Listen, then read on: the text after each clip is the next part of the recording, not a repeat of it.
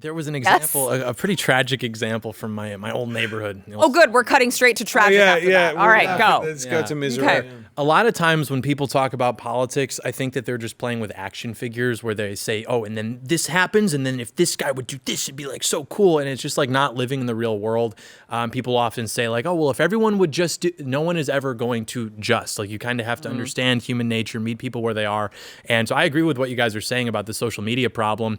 I don't know if I would want to say, kids can't be on social media in general, only because right now I think it's a good tool because you see all these like young men are getting frankly radicalized by us and the content that we put on social media, which is a good way of disrupting sort of like the liberal narrative predominance. But I would say that we need to make sure that like people can't groom online or on social media because it's all public and so they could go after those things. And the example I would provide for parents simply not being tuned in enough to sort of like the cultural differences between, Gen Z, Gen Alpha, and maybe Gen X, Boomer generation.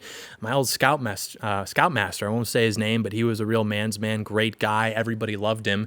And now if you drive by his house, he has on display a pride flag because his son ended up becoming gay and then eventually discovering that he was actually a girl. And this poor guy, you're just getting totally blindsided by all these cultural trends, which are completely just like alien to you. You don't understand it. And so it's like you're put into a corner where, okay, do you have your son cut you off or do you put the stupid flag outside? I don't agree with the choice he made, but also I'm not going to, say that I don't sort of empathize with that because you've grown up and your brain has solidified in a completely different country. And it never would have occurred to you to monitor your son's internet access because maybe, he's going to come across cartel videos or porn. Sure. But the idea that people would be reaching out to him, trying to groom him just to get off on it, just to be like a sadist is just something that like a normal person would not expect that kind of evil to exist in the world. Would they not though? I don't know. I wish they would. I understand that this audience is a vigilant one, so I'm not saying they don't get it. But imagine like the skills of the average American parent. You need people who know what's going on and know that these things are threats to American children to step in, frankly, from the top down and prevent it from happening. Because I just don't trust the vigilance of the average parent to be able to protect their kids from these things.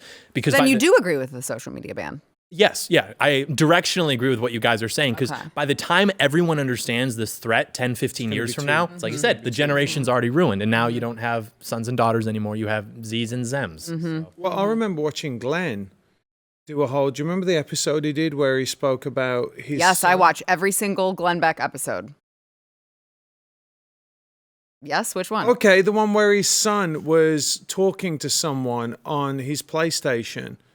Did you ever see that one? This is quite some time ago, and the guy was grooming Glenn's son. Yeah, and I was like, so there's nobody more vigilant than that guy, right? So it's just sometimes you can't be everywhere all the time.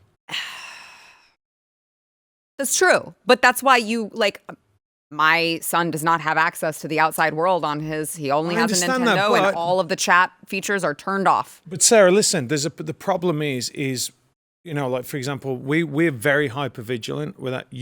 With my 1,000 kids.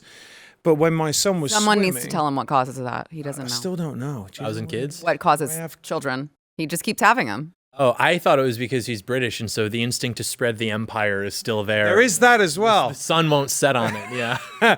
But my son would we had him in a religious school, and we were very vigilant with him, and then he would go to a swim team. Yeah. What are you going to do?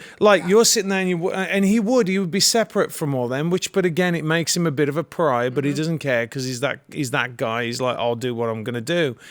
But all you got to do is look over the shoulder of someone who's got a phone, and the majority of the kids' parents, they don't care. They shove them on the screens and push them away. Yeah. So, this is it's a real problem. And by the way, talking about the boomers and the Gen X as well, a lot of people just think, well, I have Facebook and I go through it like this. Yeah. They don't see this group. They have this cognitive dissonance about this grooming. Mm-hmm. Yeah, but I think we're saying the same thing, but the only place that I would clarify with what you said is that I don't disagree with you that the outside world is going to influence them to a certain degree. So you have to make sure to raise your child in such a way that you're talking to them and they know, and so that they know what to do with that information should they run across it. And I agree with that. But at the same time, I think that a lot of lazy parents feel like that gives them permission to just say, well, they're going to find out about it anyway. Because I've heard that from a lot of parents. They've all got social media. They're going to find out about it anyway. And I'm like, not my kid. Yeah, and you so got to delay it as long as you can. Well, right. Like, it is your job as the parent to protect them from any of that for as long as possible, regardless of how hard it is, regardless of what anyone else is doing, regardless of the fact that they're going to go out to, football or swim or whatever, and they may run across it. But that doesn't mean you just give yourself permission to just be like, oh, well.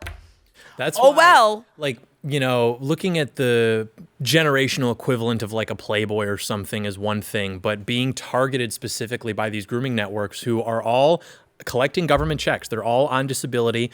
Quite often they get free rent even, and they basically exist to hang out all day. They say they're depressed and so they can't work, and they hang out on Twitter, on Discord, and all they do is like groom kids and talk about their gender identities and things like that. And so the amount of people who are really pushing this in terms of like the grunts, it's probably like 10,000 people. In the same way that, we were censored for 5 years or something for expressing opinions to the right of Hillary Clinton, you could so easily censor people who are trying to target kids in that way. And it would be justified because it's not like a different idea. It's deliberately malicious and confusing, and it's targeting children. It's child abuse. Mm-hmm. We should censor and persecute child abuse, and then it can go away, and your kids can have a relatively normal upbringing, though it may be different from yours because there's more technology, and you wouldn't have to worry so much as normal parents about that kind of thing getting inside their head. Yeah. If you like this clip and you want to see the full episode, click here. And if you want to subscribe to the channel, come on, you do. Click here.